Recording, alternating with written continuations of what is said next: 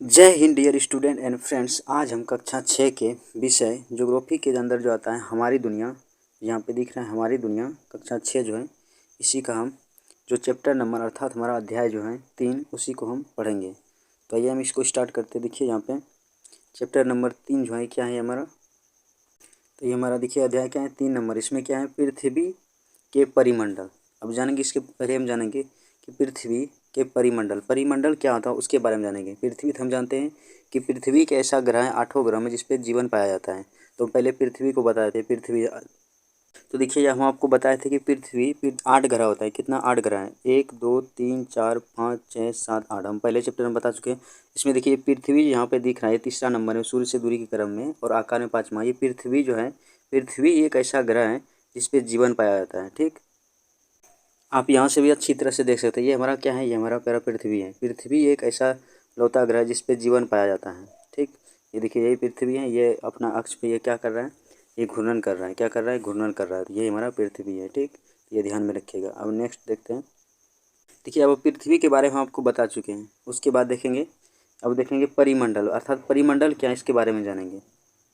देखिए परिमंडल क्या उसके बारे में जानेंगे। देखिए ये कितने प्रकार के दोनों जाने। देखिए पृथ्वी की ऊपरी सतह, जो हमारा पृथ्वी है उसकी ऊपरी सतह सतह हमारे लिए अत्यंत ही आवश्यक है, क्योंकि ऊपरी सतह पर हम सब क्या करते हैं, अपना घर बनाते हैं और रहते हैं, खेती करते हैं। तो ये हमारा इसलिए जो हमारा पृथ्वी की जो ऊपरी सतह है अत्यंत ही महत्वपूर्ण है। ठीक, ऊपरी सतह पर क्या मिलता है हमको, हवा मिलता है। हवा पानी और ज़मीन के साथ साथ, हवा पानी ज़मीन साथ साथ मिलते हैं। यही अत्यधिक जीव जंतु पेड़ पौधे, क्योंकि जितना भी जीव जंतु पेड़ पौधे जितना होता है ये क्या होता है, ये स्थल भाग पर ही पाया जाता है। पौधे, हवा, जमीन, पानी और जीवों से बनी पृथ्वी की ऊपरी सतह को ही परिमंडल कहा जाता है। क्या कहा जाता है, परिमंडल किसे कहता है, पृथ्वी की ऊपरी सतह पर जिस पर क्या होता है, हवा पानी मिलता है और किस भूमि मिलता है, इन सभी को सम्मिलित रूप को और पृथ्वी के ऊपर पे जीव जंतु सब पाया जाता है। ये सभी सम्मिलित रूप को ही क्या बोला जाता है, ये परिमंडल बोला जाता है। क्या बोला जाता है, परिमंडल। देखिए परिमंडल मुख्यतः 4 है। कितना है, 4 है। पहला में क्या है, पहला में जल मंडल, क्या है, जल मंडल। उसके बाद दूसरा में क्या है, दूसरा में है स्थल मंडल। तीसरा में क्या है, जैव मंडल। उसके बाद चौथा में क्या है, वायुमंडल। तो ये इतना सा आप ध्यान में रखिए। अब आपको समझ में आ गया परिमंडल क्या है। अब अभ्यास पर चलते हैं। तो अब देखिए यहाँ पे आप पृथ्वी के समझ गए, उसके बाद परिमंडल समझ गए। अब हम पढ़ते हैं यहाँ पे। देखिए यहाँ पे अध्यापिका जो पढ़ाता है क्लास में, उसको क्या, अध्यापिका ने कक्षा में बच्चे से बात करते हुए पूछा। क्या पूछा, क्या आप बता सकते हैं कि हम जिस ग्रह पर निवास करते हैं वह क्या कहलाता है। तो वो क्या कहलाता है, पृथ्वी कहलाता है। ये जानते हैं आप। चंदन ने बताया जिस ग्रह पे हम निवास करते हैं उसका नाम पृथ्वी है। क्या है, पृथ्वी है, क्योंकि पृथ्वी ऐसा ग्रह जहाँ पे हवा पानी ऑक्सीजन पाया जाता है और भोजन के लिए, मतलब भोजन के लिए जो अन्न प्राप्त होता है वो पृथ्वी के ऊपरी परत पे ही किया जाता है, ज़मीन पर। ठीक, अध्यापिका ने कहा अब तक अब तक के अध्याय के आधार पर यह पता चलता है कि हमारी पृथ्वी ही एकमात्र ग्रह है जिस पर जीवन पाया जाता है। क्यों, क्योंकि जो भी यहाँ पे जो मिनिमम आवश्यकता होता है जीव के लिए वो सभी यहाँ पे पूरा हो जाता है। मिनिमम से जितना भी और अधिक होता है सभी, खाना मिल जाता है, पानी मिल जाता है, ऑक्सीजन मिल जाता है, ये सब। ऐसा क्यों, देखिए रेणु ने बताया क्योंकि पृथ्वी एक ऐसा ग्रह है जहाँ जीवन के अनुकूल परिस्थिति है। अनुकूल मतलब वहाँ रहने के योग्य भूमि को ही क्या बोलाता है, रहने के योग्य जगह को क्या बोलाता है, अनुकूल परिस्थितियाँ। ठीक, जैसे देखिए एवं आवश्यक, जैसे देखिए गैस हो गया, जल हो गया एवं भोजन उपलब्ध है। क्योंकि ये जहाँ पे तीनों, जैसे ऑक्सीजन हम लोग को मिल जाएगा, उसके बाद जल भी मिल जाएगा, भोजन मिल जाएगा। जहाँ पे ये तीनों चीज़ उपलब्ध होगा वहाँ पे क्या होगा, जीवन जीना संभव हो सकता है। चंद्रमा पे क्या है, वहाँ पे ऑक्सीजन नहीं, इसीलिए वहाँ पे आप जी नहीं सकते। ठीक, अध्यापिका ने कहा भोजन में पानी के बगैर कुछ समय तक जीवित रह सकते हैं। भोजन और पानी के बगैर जीवित रह सकते हैं, लेकिन आप ऑक्सीजन बिना सांस लिए आप नहीं जी सकते हैं। लेकिन हवा के बिना हम कुछ पल भी जीवित नहीं रह सकते हैं। और जो तीनों यहाँ पे उपलब्ध हैं पृथ्वी पे, इसीलिए क्या होता है, हम सब पृथ्वी पे निवास कर सकते हैं, क्योंकि यहाँ पे तीनों चीज़ उपलब्ध हैं। देखिए जहाँ इन तीनों चीज़ में से किसी एक चीज़ की कमी हो वहाँ जीवन संभव नहीं होगा, संभव नहीं है। चंद्रमा और अन्य ग्रह पर हवा और पानी नहीं है, इसलिए वहाँ जीवन नहीं है, क्योंकि ये तीनों चीज़ उपलब्ध हैं, यहाँ पे जीवन नहीं है। इन तीनों चीज़ों की उपलब्धि के कारण ही हमारी पृथ्वी पर जीवन पाया जाता है। इसलिए पृथ्वी सभी ग्रहों में अद्वितीय। अद्वितीय का मतलब होता है दो नहीं, एक, सिर्फ एक ही ऐसा पृथ्वी है जहाँ पे जीवन संभव है। अब जानेंगे पृथ्वी पर भी बताया कि 4 मंडल पाया था, उसमें पहला क्या पढ़ेंगे, जल मंडल। देखिए जल मंडल का तात्पर्य है वहाँ पे जल का अधिकता होगा। जैसे देखिए यहाँ पे मेंशन किया गया है एक बार चंदन, विकास, ललन, रेणु और अशोक अपनी अध्यापिका के साथ, मतलब अपना टीचर जो है उसी के साथ साथ नाव में बैठकर गंगा नदी के सैर पर निकलते हैं। उसमें उन्होंने कुछ जीवे देखे। बताओ इनमें से उन्हें कौन गंगा नदी में क्या क्या देखा होगा। तो इसमें देखिए मछली देखा, उसके बाद घोड़ा, घड़ियाल, सांप, बकरी, उसके बाद चील, कबूतर, सोंस, सोंस को क्या बोला जाता है, डॉल्फिन, ये ध्यान रखिएगा, इसको राष्ट्रीय जलीय जीव बोला। उसके बाद केकड़ा। रेणु ने कहा मुझे एक पौधा दिखाई दे रहा है। विकास ने पूछा पानी में पौधे कैसे नजर आएगा। अब देखिए अध्यापिका ने बताया कुछ पौधे पानी में भी होते हैं जिन्हें जलीय पौधे कहा जाता है। जैसे कुम्भी शब्द होता है, जल में रहने वाले जीवों को जलचर कहा जाता है। जो जल में रहता है उसको बोलता है जलचर। उसी प्रकार जो स्थल में रहता है उसको बोलता है स्थलचर, और जो दोनों में रहता है उसको बोलता है उभयचर। जो जल में भी रह सकता है और स्थल में भी रह सकता है उसको बोलता है उभयचर। जैसे आप देख लीजिए मेढक, ये पानी में रह सकता है और सूखा में रह सकता है, इसको क्या बोलता है, उभयचर। ठीक, इन्हें भी हमारी भोजन, पानी, हवा की ज़रूरत होती है। देखिए पृथ्वी पर 4 बड़े जल भाग है। उसमें देखिए सबसे बड़ा कौन सा है, प्रशांत महासागर, उसके बाद अटलांटिक महासागर, उसके बाद हिंद महासागर आता है, उसके बाद आर्कटिक महासागर। संसार के चित्र में इन महासागरों की स्थिति को देखें। तो आप इसको देख सकते हैं, दिखा देते हैं। यहाँ पे देखिए लिखा है पैसिफिक ओशियन अर्थात प्रशांत महासागर। यहाँ पे देखिए अंटार्कटिक लिखा है, अंटार्कटिक महासागर। यहाँ पे देखिए अंटार्कटिक, उसके बाद इधर देखिए आर्कटिक महासागर। क्या है, आर्कटिक। यहाँ पे देखिए लिखा है आर्कटिक महासागर। उसके बाद यहाँ पे देखिए अटलांटिक महासागर। तो ये पे देखिए 1 हो गया, 2 हो गया, 3 हो गया, 4 हो गया, यही मेंशन किया हुआ उसमें। इसमें क्वेश्चन आता है किस महासागर का आकृति एस आकार का है, किसका, तो ये याद रखिएगा अटलांटिक महासागर का, अटलांटिक ओशियन। तो ये देखिए एस आकार का है। ये आप कंपटीशन का जब तैयारी करेंगे उसमें इसको आप क्वेश्चन पूछा जाएगा, तो ये ध्यान में रखिएगा। अब चलते हैं नेक्स्ट। यहाँ पे देखिए हम हमेशा नेक्स्ट बोलते हैं, नेक्स्ट का मतलब होता है आगे। ठीक, उसमें देखिए प्रशांत दिखा दिया, अटलांटिक महासागर दिखा दिया, हिंद महासागर, आर्कटिक महासागर दिखा दिया। तो ये सभी क्या है, सही महासागर जो पृथ्वी पे सबसे बड़ा जलीय भाग है। देखिए अध्यापक ने कहा हम अभी नदी के सैर कर रहे हैं। सैर करना मतलब घूमना हुआ। बताओ पृथ्वी पर कौन कौन से जल भाग पाए जाते थे। जैसे कि रेणु ने बोल रहा है मेरे घर के पास एक तालाब है। लला ने कहा मैं आहार में नहाता हूँ। ठीक, और उसके बाद अशोक ने कहा मेरे मामा सागर किनारे मछली पकड़ते हैं। उसके बाद चंदन कल मैं अखबार में समुद्री तूफान के बारे में पढ़ा था। ठीक, उसके बाद देखिए अध्यापिका बोली बिल्कुल सही, तालाब, आहार, झील, सागर, महासागर इत्यादि पृथ्वी पे जल के भिन्न भाग है। मतलब यहाँ पे क्या होता है, जल पाया जाता है। देखिए ये जितना भी जल का भाग है इसे सभी सम्मिलित रूप को क्या बोला जाता है, जल मंडल को बोला जाता है। क्या बोलता है, हाइड्रोस्फीयर। जल मंडल को क्या बोलता है अंग्रेजी में, हाइड्रोस्फीयर। उसके बाद ये सभी पृथ्वी के 71% भाग पर घिरे हुए हैं। अर्थात पृथ्वी भी जो है इस पे 71% भाग के किस पे घिरा हुआ है, जल से घिरा हुआ है। ये ध्यान में रखिएगा। ठीक, यहाँ पे देखिए यहाँ पे भी मेंशन किया, अभी आपको दिखाए कि पूरब में पाया जाता है प्रशांत महासागर। उसके बाद बस इस यहाँ बीच में पाया जाता है अटलांटिक महासागर। उसके बाद आर्कटिक महासागर उत्तर में और अटलांटिक महासागर दक्षिण में। अंटार्कटिक महासागर कहाँ है, दक्षिण में। तो इसमें भी दिखाए। देखिए यहाँ पे कुछ बता रहा है इसमें। देखिए वर्ष 1984 में जब राकेश शर्मा अंतरिक्ष में यात्रा कर रहे थे उस समय भारत के तत्कालीन प्रधानमंत्री कौन था, इंदिरा गांधी ने फ़ोन पर पूछा था कि आपको अंतरिक्ष से पृथ्वी कैसा दिखाई दे। राकेश शर्मा ने कहा नीला। वास्तव में अंतरिक्ष से देखने पर हमारी पृथ्वी का रंग नीला दिखाया जाता है। इसलिए पृथ्वी को नीला ग्रह कहा जाता है, क्योंकि यहाँ पे क्या होता है, जल की अधिकता है। किसके कारण ये नीला दिखाया जाता है, यहाँ पे जल बहुत अधिक है पृथ्वी पे, क्योंकि 71% जल है। आपको बताइए यहाँ पे क्या 71% जल है, जिसके कारण ऊपर से देखने के बाद पृथ्वी कैसा दिखता है, नीला दिखता है। ये भी ध्यान में रखिएगा। अब देखिए नाव घाट एक ऐसा एरोनॉटिक्स क्लब तक की पद यात्रा। देखिए नाव घाट से एरोनॉटिक्स पद यात्रा, अब देखेंगे यहाँ पे क्लब तक की पद यात्रा। देखिए जहाँ से अध्यापिका 5 बच्चों को पैदल ही एरोनॉटिक्स क्लब, वह स्थान जहाँ से गुब्बारा, हवाई जहाज, हेलीकॉप्टर उड़ान संचालित होती है, इसी को बुलाता है, क्या बोलता है, एरोनॉटिक क्लब। ठीक, में ले गई। रास्ते में अध्यापिका ने बच्चों से पूछा आपको यहाँ कौन कौन सी जीव दिखाई दे रहा है। चंदन ने बताया गाय, बकरी, कुत्ता, भैंस। उसके बाद ललन ने कहा अरे हम भी तो हैं। मयंक ने कहा यहाँ कई तरह के छोटे छोटे पौधे और झाड़ियाँ दिखाई दे रही हैं। उसके बाद अध्यापिका ने कहा इन्हें भी हमारी तरह जीने के लिए भोजन, पानी, हवा की आवश्यकता होती है।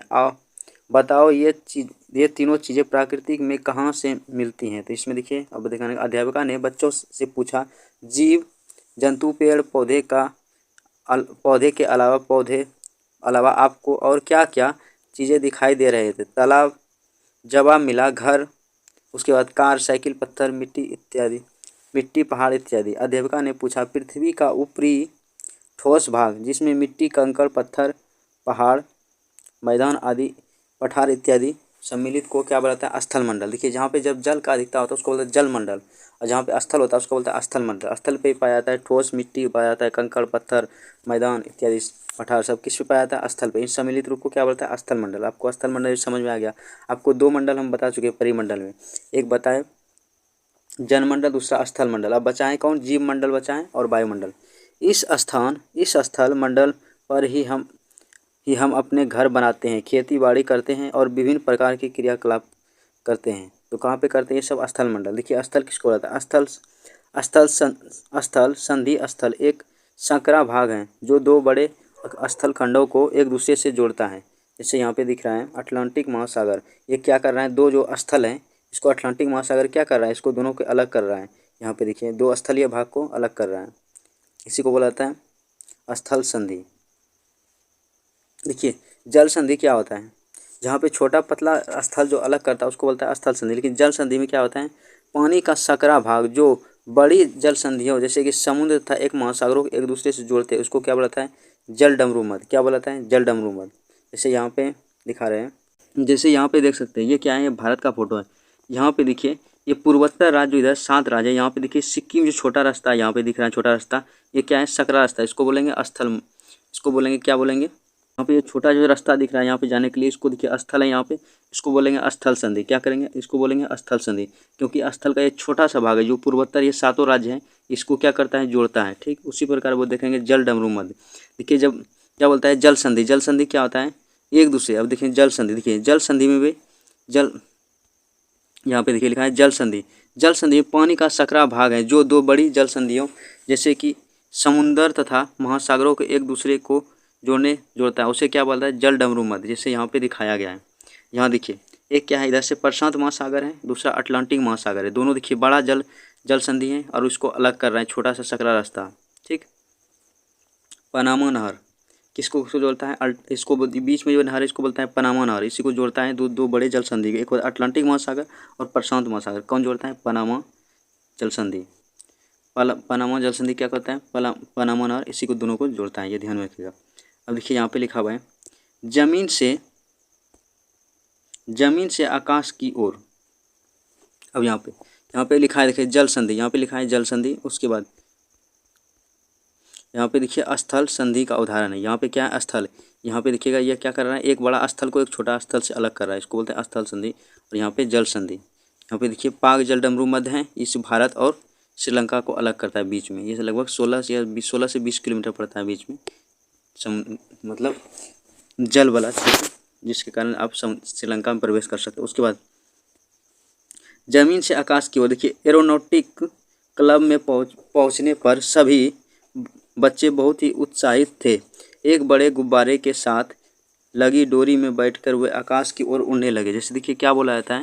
एरोनॉटिक गुब्बारा में जो कैसे उड़ाया, जैसे पिक्चर में दिख रहा है, देखिए उड़ने लगे। उसके बाद चंदन बोला, अरे पेड़ हमसे कितने नीचे रह गए। ललन बोले, देखो पक्षी हमारे कितने नज़दीक उड़ रहे हैं।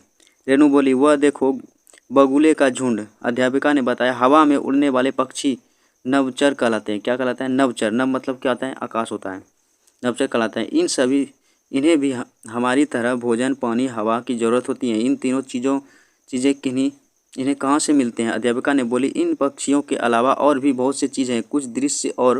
कुछ और दृश्य, मतलब दृश्य उसको बोला जाता है जिसे आप देख सकते हैं, उसको बोला दृश्य। और दृश्य उसको बोला जाता है जैसे वायरस, कोरोना वायरस को हम देख नहीं सकते हैं, बहुत ही छोटा होता है। जैसे हवा आप देख सकते हैं, हवा नहीं देख सकते हैं, इसको माइक्रोस्कोप से देखा जाता है, लेकिन हवा को आप नहीं देख सकते, इसको बोलता है और दृश्य। ठीक, इन्होंने कहा वह रहा बादल। अध्यापिका ने कहा, ललन जो सांस ले रहे हो, बताओ सांस के साथ तुमने क्या लिया? तो सांस जो हम सब अंदर लेते हैं, तो बच्चे ने कहा हवा, क्योंकि हवा ही लेते हैं। अध्यापिका ने कहा जल मंडल स्थल मंडल के चारों ओर हवा है। क्या है? जल मंडल, जहाँ पे जल मंडल, उसके बाद स्थल मंडल, चारों ओर क्या हवा है जो कई 100 किलोमीटर की ऊंचाई तक फैली हुई है। इसे वायुमंडल क्या कहता है? क्या कहता है इसको? वायुमंडल। अर्थात पृथ्वी पर पाए जाने वाले चारों ओर गैसीय आवरण को क्या बोला था? वायुमंडल बोला जाता है। अब ध्यान में रखिए, पृथ्वी के चारों ओर हवा का घेरा है। इससे अनेक प्रकार की गैसें मिश्रित हैं। वायुमंडल के 3/4 से भी अधिक भाग नाइट्रोजन है। मतलब वायुमंडल में लगभग 78% नाइट्रोजन है। कितना प्रतिशत? ये ध्यान रखिए। पूछेगा वायुमंडल में कितना प्रतिशत नाइट्रोजन? 78%। और 20% ऑक्सीजन है। ये ध्यान रखिएगा। नाइट्रोजन कितना है? N2 कितना है? 78%। उसके बाद ऑक्सीजन कितना है? 20%। उसके बाद कार्बन डाइऑक्साइड कितना है? 0.03%। ये तीनों याद रखिएगा, ये क्वेश्चन पूछा जाता है। अब वायुमंडल समझ में आ गया किसको बोला था? पृथ्वी के चारों ओर पाए जाने वाले गैसीय आवरण को क्या बोला था? वायुमंडल। देखिए, ऑक्सीजन गैस भी हवा में मौजूद है, जो हम सब सांस लेते हैं, जो हम सब जीवों को सांस लेने के लिए जरूरी है। हवा में इन दो गैसों के अलावा कार्बन डाइऑक्साइड भी हैं, जो वनस्पति द्वारा अपने भोजन बनाने के लिए उपयोग में लाई जाती हैं। क्योंकि जो सांस हम सब लेते हैं तो क्या लेते हैं? जो पौधा सब जो ऑक्सीजन छोड़ता है तो हम सब ऑक्सीजन लेते हैं, और पौधा सब क्या करता है? कार्बन डाइऑक्साइड को ग्रहण करता है, ऑक्सीजन को छोड़ता है। हम सब क्या करते हैं? देखिए, पौधा क्या छोड़ता है? ऑक्सीजन, और हम सब क्या छोड़ते हैं? Carbon dioxide. इसके कारण कार्बन डाइऑक्साइड पौधा लेता है, हम सब कार्बन डाइऑक्साइड छोड़ते हैं, ऑक्सीजन लेते हैं, और हम सब जो कार्बन डाइऑक्साइड छोड़ते हैं वो सब पौधा ले लेता है, कार्बन डाइऑक्साइड, ऑक्सीजन छोड़ता है। इसीलिए पृथ्वी पर जीवित रहने के लिए पेड़ को भी रहना जरूरी है, और हमको लोग को भी रहना जरूरी है। क्योंकि अगर इसमें कोई भी एक नहीं रहेगा तो क्या हो जाएगा? पृथ्वी पर जीवन संभव नहीं हो पाएगा। ठीक, अब देखिए, वायुमंडल पृथ्वी पर जीवों के लिए एक बहुत महत्वपूर्ण है। इसमें हम सांस लेते हैं, पेड़ पौधे अपना भोजन इसकी मदद से बनाती हैं। हम जो सर्दी गर्मी महसूस करते हैं वह हवाओं के माध्यम से ही करते हैं। ये हवाएं ही बादलों को गतिशील बनाती हैं, जिससे वर्षा होती है। वायुमंडल में विभिन्न परतें होती हैं जो अलग अलग ऊंचाई पर पाई जाती हैं। पृथ्वी के ऊपरी पर इसके नाम देखिए। पहले क्या आता है? क्षोभ मंडल। किसका होता है? जितना भी बादल होता है, मौसम, वर्षा होता है, सभी घटना क्षोभ मंडल में होता है, उसके बोलता है। उसके बाद आता है समताप मंडल, उसके बाद मध्य मंडल, उसके बाद आयन मंडल, आयनोस्फेयर, उसके बाद एक्सोस्फेयर। पहले क्षोभ मंडल, ट्रोपोस्फेयर, स्ट्रोपोस्फेयर, मेसोफेयर, उसके बाद आयनोस्फेयर, उसके बाद एक्सट्रोफेयर। ये क्या होता है? सबसे भारी परत को क्या बोलता है? वायुमंडल अंग्रेजी में बोला जाता है। ये ध्यान में रखिएगा। देखिए, यहाँ पे सबका इसमें मेंशन किया गया है।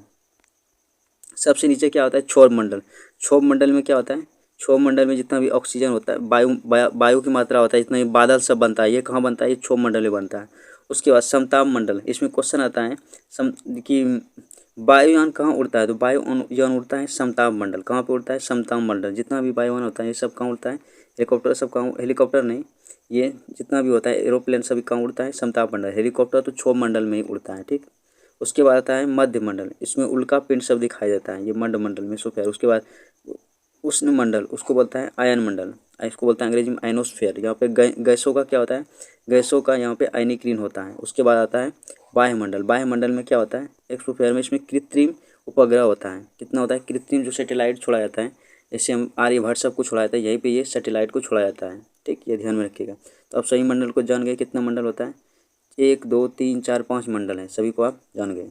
उसके बाद दिए गए चित्र में जान गए। और उसके बाद देखिए, बच्चे को घूमने में बड़ा मज़ा आया, जो घूमने गया। तो भ्रमण के पश्चात सभी कक्षा में पहुँचे। बातचीत में यह निष्कर्ष निकला कि सभी मंडल में जीवों के जीने के लिए भोजन, पानी, हवा और की आवश्यकता होती है।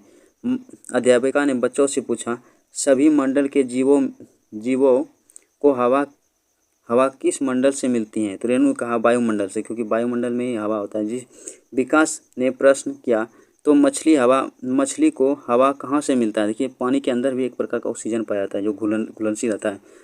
अध्यापिका ने कहा, फिर पानी के अंदर घुलनशील अवस्था में रहती हैं, जिस पर जलचर जो जल में रहता है, जी उसको बोलता है जलचर, उपयोग करते हैं। मतलब जो जल में रहते हैं, मछली सब करता है। यह हवा भी वायुमंडल का ही हिस्सा है। ठीक, अध्यापिका ने पूछा, फिर अच्छा बताओ, भोजन जीवों को किस मंडल से मिलता है? तो ललन ने समझाया, पेड़ पौधे से मिलता है, और पेड़ पौधे जमीन पर उगते हैं, जिस स्थल मंडल कहा जाता है। क्या कहा जाता है उसको? स्थल मंडल, क्योंकि स्थल मंडल पे ही खेती होता है और हम सबका घर होता है। ठीक, अशोक, परंतु जलीय पौधे क्या जमीन पर उगते हैं? अध्यापिका ने कहा जलीय पौधे की जड़ें या तो पानी में डूबी हुई भूमि से या फिर वे जल में उपलाती हुई रहती हैं और या जल में घुली हुई मिट्टी का पोषण तत्व का उपयोग करते हैं। ललन बोल रहे हैं, अब हम समझ गए कि सभी जीवों की आवश्यकताएं भोजन, पानी, हवा है, क्योंकि ये सभी रहेगा तभी वो जी सकता है। उसके बाद इन तीनों चीज़ों स्थल मंडल, जल मंडल, वायुमंडल से मिलता है। अध्यापिका हाँ, हमारी पृथ्वी पर यहाँ ये सभी मंडल उपस्थित हैं, वही जीवन पनपता है। जहाँ पे ये तीनों मंडल रहेगा वहीं पे जीवन पनपता है। यह जगत सीमित है, जिसे जैव मंडल कहते हैं। क्या कहता है? जैव मंडल। जैव मतलब होता है जहाँ जीव जंतु रहता है उसको बोलता है जैव मंडल। इन चित्र में दिखाया गया है और कहा इस चित्र के माध्यम से हम जैव मंडल को अच्छी तरह से समझ सकते हैं। जैसे देखिए यहाँ पे ये दर्शाया गया है। ये क्या है? ये हमारा पृथ्वी है। क्या है? ये पृथ्वी। यहाँ पे देखिए पृथ्वी है। पृथ्वी पे देखिए क्या है? ये हो गया स्थल मंडल हो गया, एक बार जल मंडल हो गया। उसके बाद ये देखिए यहाँ पे जो बादल सब इसको बोलता है वायुमंडल। और ये देखिए यहाँ पे जीव जंतु इसको बोलता है क्या? जैव मंडल। जहाँ पे जीव जंतु पाया जाता है उसको जैव मंडल। तो आप चारों मंडल को जान गए। स्थल भी कहाँ पे पाया जाता है? स्थल पे ही पाया जाता है। स्थल मंडल कहाँ पे? पृथ्वी के ऊपरी भाग पे पाया जाता है। ठीक, देखिए यहाँ पे भी दर्शाया गया जैव मंडल। देखिए रेणु, हाँ, यह चित्र देखकर समझ आता है कि पृथ्वी पर किसी भी मंडल का अपना स्वतंत्र अस्तित्व नहीं है। जब तक ये तीनों नहीं रहेगा तब तक ये अस्तित्व नहीं रहेगा। अस्तित्व मतलब उसका होना। जैसे हम लोग का अगर ऑक्सीजन नहीं रहेगा तो हम लोग का अस्तित्व नहीं रहेगा पृथ्वी पे। उसके बाद तीनों मंडल एक दूसरे में समाये हुए हैं। हाँ बच्चों, अध्यापिका ने कहा, स्थल पर नदियाँ, तालाब आदि, मिट्टी में भी पानी और हवा घुली हुई होती हैं। वायुमंडल में जलवाष्प और धूल कण होते हैं और जल मंडल में घुली हुई हवा और मिट्टी होती है। इस तरह ये तीनों मंडल एक दूसरे में समाये हुए हैं। ये तीनों मंडल क्या? एक दूसरे में समाये हुए हैं। यह कहते हुए अध्यापिका ने कहा, चलो हम जल मंडल, स्थल मंडल एवं वायुमंडल का चित्र अपनी कॉपियों पर बनाते हैं। सभी बच्चे चित्र बनाने में जुट गए। तो देखिए चारों मंडल को हम बता चुके हैं। अब इसका अभ्यास प्रश्न हम वीडियो में प्रोवाइड करा दिए हैं, आप वहाँ पे जाकर देख सकते हैं। अगर इसमें कोई भी त्रुटि हो तो कमेंट में ज़रूर बताएं, हम उसको ज़रूर सुधार करने की कोशिश करेंगे। वीडियो कैसा लगा वो भी कमेंट में ज़रूर बताएं। वीडियो देखने के लिए धन्यवाद। Thanks for watching this video.